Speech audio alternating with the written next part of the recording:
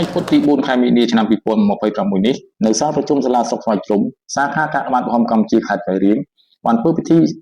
ប្រកាសសេចក្តីសម្រេចតែងតាំងទទួលស្គាល់សមាជិកគណៈកិត្តិយសអនុសាខាសុខស្វាយជ្រុំចំនួន11នាក់គណៈកម្មាធិការអនុសាខាចំនួន11នាក់និងក្រុមកាកបាទក្រហមឃុំចំនួន48នាក់សរុប70នាក់ស្រី43នាក់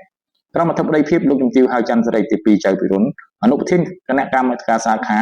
តំណាងឯកឧត្តមពេញពូសាប្រធានគណៈកម្មាធិការសាខា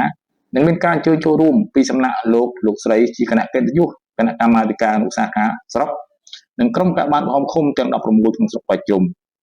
បន្ទាប់ពីលោកហែមសរិទ្ធប្រធានគណៈកម្មាធិការអនុសាខាមានចំណាប់អារម្មណ៍នឹងរាយការណ៍ពីសកម្មភាពនានារបស់អនុសាខាស្រុករួចមកលោកសវណ្ណានាយកសាខាបានអាននៅសេចក្តីសម្រេចទទួលស្គាល់សមាជិកគណៈកិត្តិយសគណៈកម្មាធិការអនុសាខាស្រុកក្រុមកាកបាទក្រហមឃុំដែលទើបតែប្រកាសទទួលស្គាល់ថ្មីត្រូវខិតខំប្រឹងប្រែងលើការងារមនុស្សធម៌ដើម្បីផលប្រយោជន៍ក្នុងការជួយសង្គ្រោះដល់ប្រជាពលរដ្ឋដែលងាយរងគ្រោះនិងរងគ្រោះដោយសារគ្រោះអន្តរាយផ្សេងៗឲ្យបានទាន់ពេលវេលាមានប្រសាសន៍សំណេះនេះឱកាសនោះលោកជំទាវហៅច័ន្ទសេរីទី2ចៅពិរុនបានសម្ដែងនៅមនោសញ្ចេតនាដ៏កក់ក្ដៅចំពោះលោកស្រីគណៈកម្មាធិការអនុសាខាមន្ត្រីប្រចាំការក្រុមកាកបាទក្រហមឃុំដែលមានឆន្ទៈចូលរួមចំណែកចែករំលែកពេលវេលាបម្រើក្នុងបុព្វហេតុមនុស្សធម៌ដោយស្ម័គ្រចិត្ត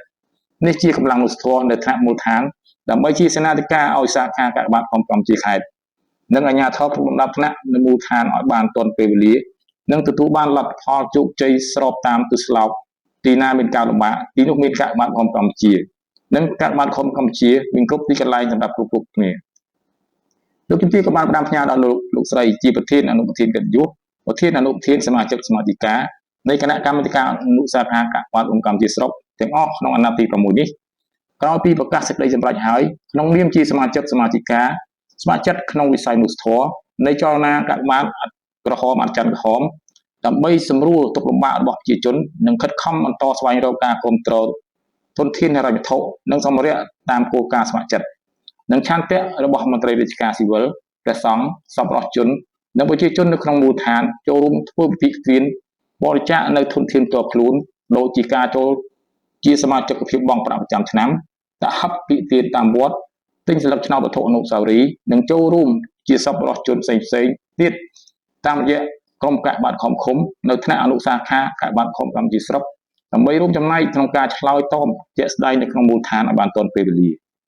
ក្នុងពិធីឱកាសនេះដែរសមាជិកទាំងអស់ក៏បានចូលរួមទទួលការផ្សព្វផ្សាយចំណេះដឹងនិងដើម្បីជាសក្ខីភាពបញ្ជាក់ពីអត្ថន័យសកម្មភាពមនុស្សធម៌របស់ចលនាកាកបាទក្រហមអចិន្ត្រក្រហមនិងស